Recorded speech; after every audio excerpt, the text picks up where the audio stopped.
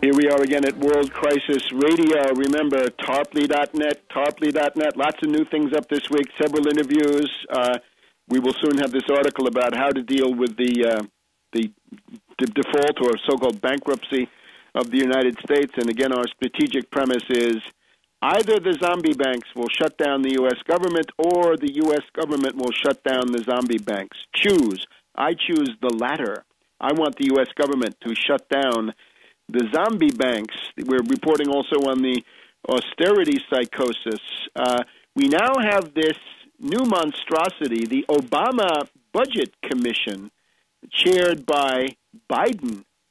Now remember, this is not the Gang of Six, alias the Crapo Commission. The Crapo Commission, of course, being that bipartisan group of senators. It's interesting, the House Republicans, in their reactionary fury, give you the Ryan Plan, which is a pure Republican reactionary document. Or if that's not enough, then you have the Republican Study Group, which is the straight Tea Party line, even worse. But the Democrats of the Senate have not got the guts to come up with a Democratic budget. Even Van Hollen in the House comes up with a House Democratic budget with some things of merit, right? Cutting corporate welfare for oil companies, which is a fine thing. But in the Senate Democrats refuse to come up with their own budget. Instead, they hide behind Saxby Chambliss, the scoundrel, Coburn, the budget gouger, and, of course, Senator Crapo of the Dakotas, I think. So the Republicans get their say. The Democrats don't get theirs. Now, inside this budget commission, we're finding the proclivity of the Democrats to sell out, to betray, to reveal their Wall Street obedience. We have Claire McCaskill, I think, of Missouri, who is facing a hard reelection. So she's anxious to sell out. Claire McCaskill joins with Corker of Tennessee.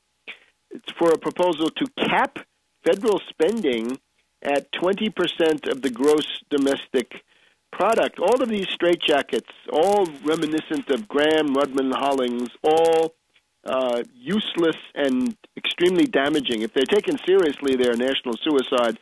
If not, they become simply another cynical document. The Republicans demand a balanced budget constitutional amendment.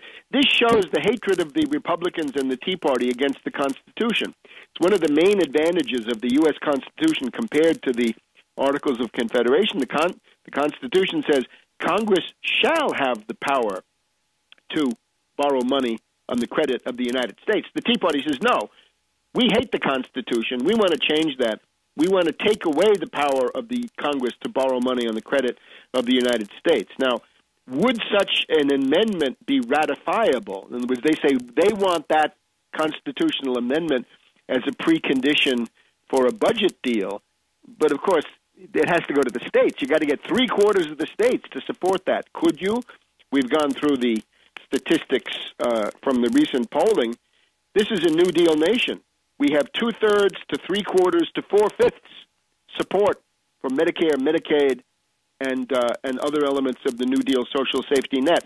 We have 4/5 support for a surtax on millionaires, but the support for cutting Medicare, Medicaid, and the other things that would be sacrificed by this balanced budget idiocy is down in the teens or the 20% range at most, the lunatic fringe of anti-government right-wing anarchist reactionaries. So that's a very limited group. So I don't see how this could ever be ratified, and I think people would work very hard to prevent it.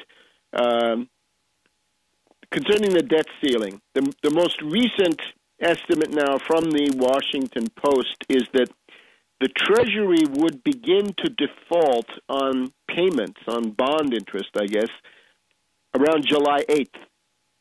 So July 8th now becomes the target. Originally they were reporting May. Now it's slipped into July. We've seen this pattern of top finance oligarchs attempting to dump the dollar. And again, we need to be ready with a plan. If the finance oligarchs, and especially this fanatical Koch brothers, Mellon Scaife, Tea Party combination, if these ideologues really with an insane ideology, if they go all the way and force the national bankruptcy of the United States, what do we do? Well, remember, if the Treasury bonds become insolvent, the reserves of every central bank in the world, which are largely held in the form of U.S. Treasury bonds, will also be devalued. So many central banks will go into there will be panic runs on those central banks. There will be panic runs on the Federal Reserve. And the way that works is, it happened in the 1930s. You had member banks, for example, the different banks that are members of the Federal Reserve would say, we've given you, Federal Reserve, we've given you money to become a member. We need that money back now to avoid bankruptcy. So as the banks drop out of the Federal Reserve, you'd have a panic run on the Federal Reserve by its component member banks. If this happens, this is another reason to seize the Federal Reserve. Let's assume that this panic run does materialize. What do you do then? At that point, the Treasury has to seize the Federal Reserve, nationalize it.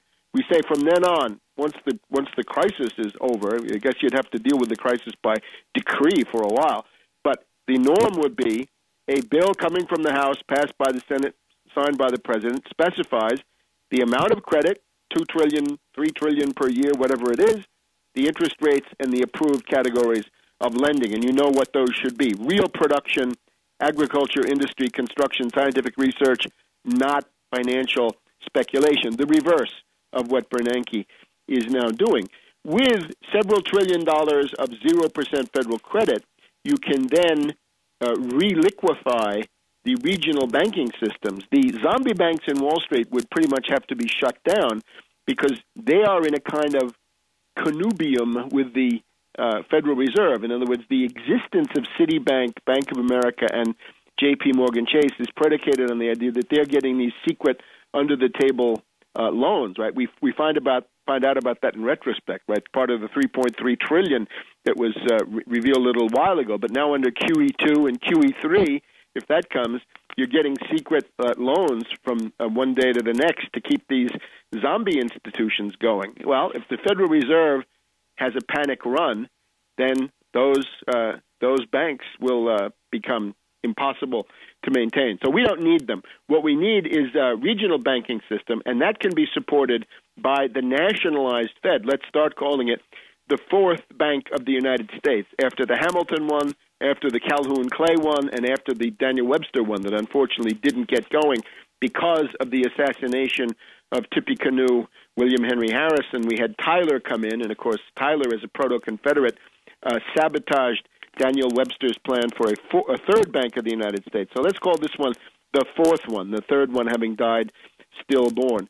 Seize the Fed, 0% federal credit for production only, not for banks. Close the zombie banks, crack down on the hedge funds, and begin using your regional banking system to provide credit for production.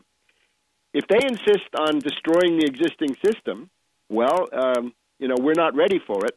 But so let's get ready for it. Let's do everything we can to avoid the bankruptcy of the system, because this would lead to chaos and death on a large scale around the world. Because as I stress, every central bank and really every private bank at that point becomes insolvent.